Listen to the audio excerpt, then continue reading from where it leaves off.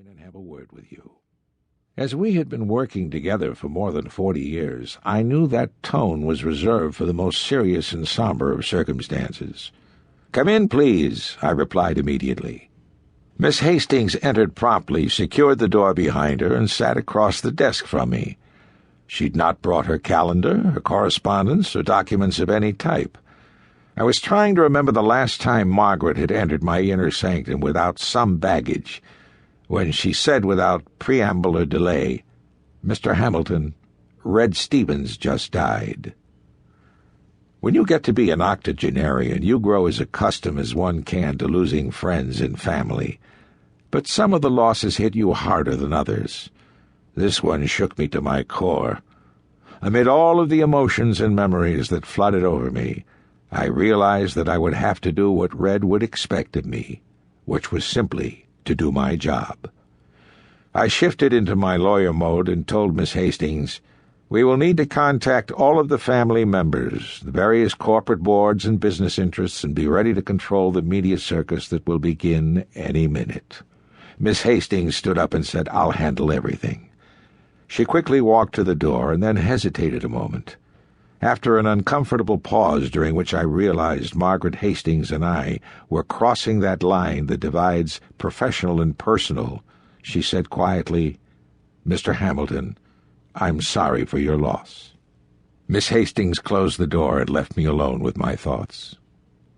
2 weeks later, I found myself at the head of our massive conference table with all of Red Stevens' various relatives gathered around. The feeling of anticipation, bordering on greed, was almost a physical presence in the room. Knowing Red's feelings toward the majority of his relatives, I knew he would want me to prolong their misery as long as possible. Therefore, I had Margaret offer everyone coffee, tea, or soft drinks, along with anything else she could think of. I scanned and rescanned the voluminous documents before me and cleared my throat multiple times. Finally realizing that I was stretching the bounds of propriety, I rose to my feet and addressed the motley assemblage. "Ladies and gentlemen, as you know, we are here to read the last will and testament of Howard Red Stevens. I realize that this is a difficult time for all of us, and that our personal losses individually far outweigh any legal or financial concerns we might have this morning." I knew that wherever he was, Red would enjoy the irony. "I will dispense with the preliminaries, the boilerplate, and the legalese, and will go directly to the issues at hand. Red Stevens was a very successful man in every sense of the word. His bequests are much as Red was himself, very simple and straightforward. I drew up this revised will for Mr. Stevens just over a year ago on his 75th birthday. I know from our subsequent conversations that this document does, indeed, reflect his final wishes. I will read directly from his will, and you will realize as I read that while this document is totally legal and binding, some of the passages are in Red's own words. "To my eldest son, Jack Stevens, I leave my first company, Panhandle Oil and Gas.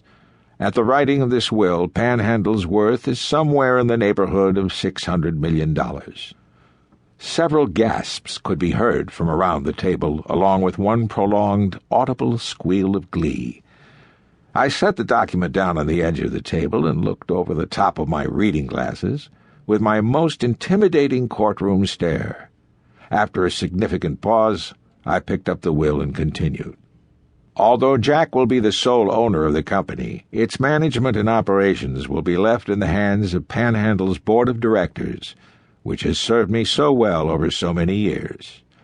Jack, I want you to know that since you didn't have any interest in the company when I was living, I figured you wouldn't have any interest now that I'm gone. And letting you control something like Panhandle would be like giving a 3-year-old a loaded gun. I want you to know that I've instructed Mr. Hamilton to write this will in such a way that if you fight for control or hinder the board or even complain about the nature of my bequest to you, the entire ownership of Panhandle Oil and Gas will immediately go to charity." I looked up from the will and stared at Jack Stevens. The entire range of possible emotions was displayed on his face.